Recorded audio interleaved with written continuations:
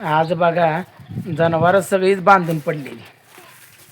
आज डिगंचीचा बाजार होता. मग आज बाजारला गेलो. घरात काय माळवं हे नव्हतं, ते सगळं माळवं आणलं. पुन्हा बाजारात काय सामान जे कमी पडलं होतं, आपलं किराणा माल हे सगळ्या आठवड्याचा लागतोय हो आपल्याला खायला. मग तुम्हाला सांगतो, गेलो बायकोला म्हणलं जनावरांनी सोडून, तर लेकरं तुम्हाला सांगतो म्हणायला लागली आम्ही घरी बसणार नाही. मग आता इथं माणूस लागतंय लेकरांना पण ध्यान ठेवायला. म्हणून तुम्हाला सांगतो बायकोनं काय केलं, घरीच वैरण टाकली आज.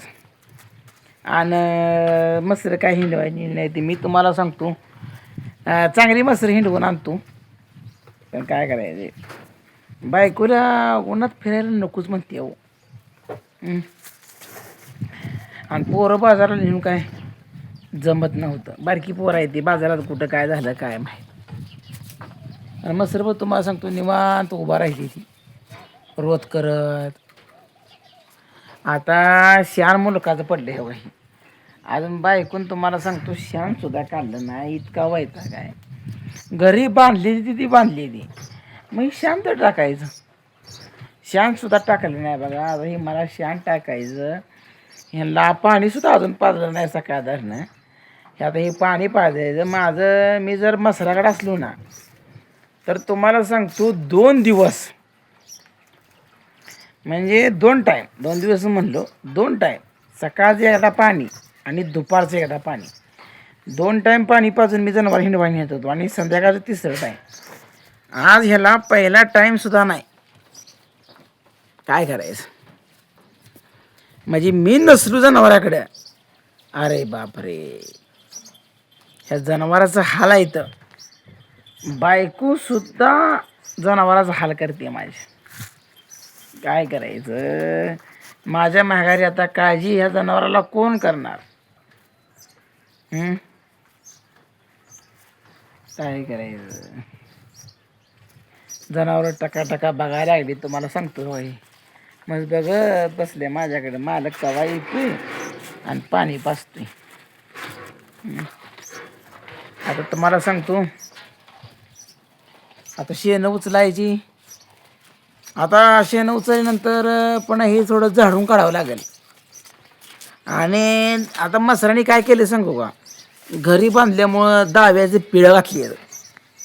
आणि पुन्हा गाठी सुटत नाही. उद्या मसर सोडायची म्हणलं तर ह्याच्या गाठी सुटत नाही त्या. मग आता मला ही सगळी दावी सोडून ह्यांचं दाव्याचं पिळा काढावं लागेल. आणि पिळा काढून तुम्हाला सांगतो डबल गाठी मारायला लागतील. म्हणजे आता ही 2 तास काम ही माझ्याकडेच आहे. आता ही 2 तास ही वैतागच आहे. काय करायचं, म्हणून बोलून येतंय का. लेकरं तुम्हाला सांगतो घरी मुलकाटी दमवली.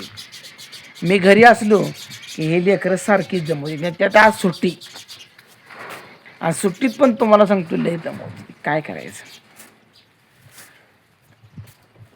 म्हणजे घरातलं टेन्शन आणि बाहेरचं बी टेन्शन.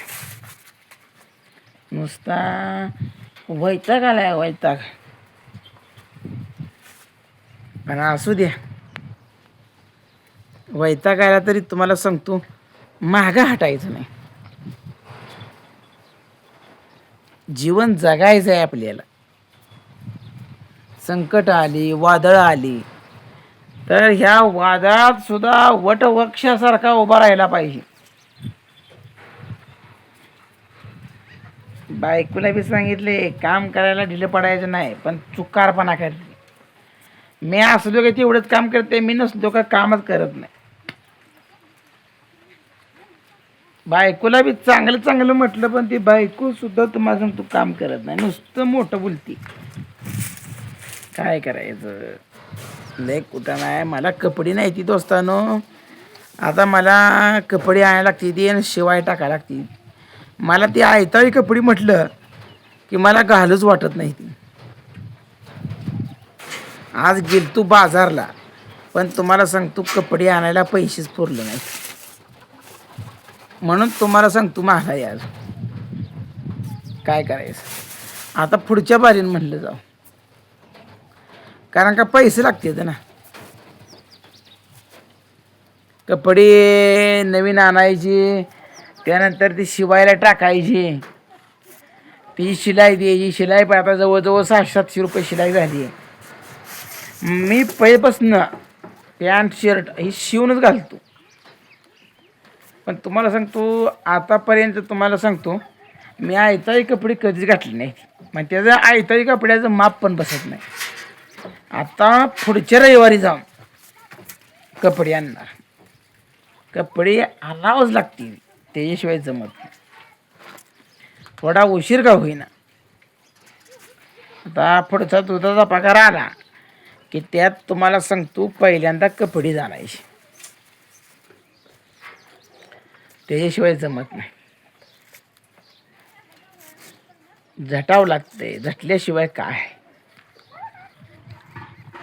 पण त्या निलेच्या आता नादाला लागत नाही. कारण का त्या निल्यानं माझं डोकं खाल्लंय. ती प्रत्येक वेळी तुम्हाला सांगतो मला कमी समज. मला एवढी चांगली गाडी जमते दोस्तांनो, तरीसुद्धा मला गाडी जमत नाही. अशी नुसती मोठं बोलून माझ्या मनाचं ती खच्चीकरण करत होती.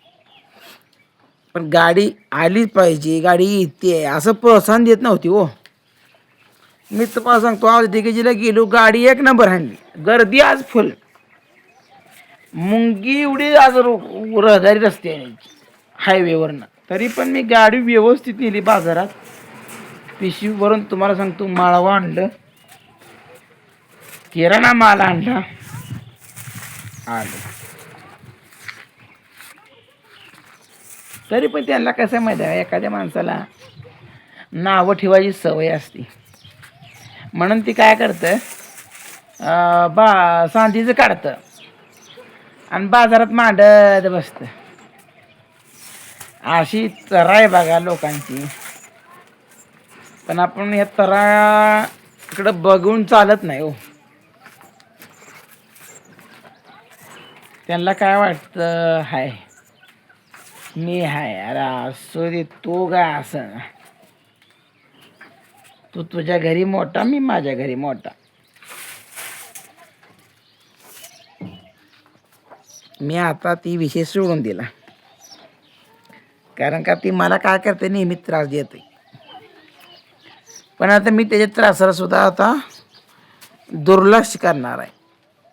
मी आता काय करणार आहे, सगळं व्यवस्थित राहण्याचा विल्हेवाट लावणार आहे. आता सगळं माझ्या नावावर करून टाकतो आता.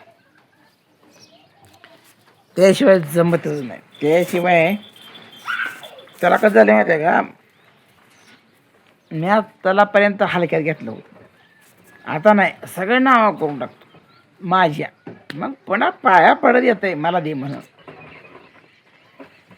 तसंच करायला लागतंय, त्याशिवाय ते जमत नाही. किती बी तू नकरा कर, मी आता माझा पक्का निर्णय जी आहे तीच मी करणार. आता माझ्या जवळ जातं, माझ्याकडे बघत सुद्धा नाही आणि मी पण त्याच्याकडे बघत नाही. या दुनियेत किती माणसं असतील, अरे तू नाही बघणं तर दुसरं आहे, तुला का पाणी लावायचं आहे.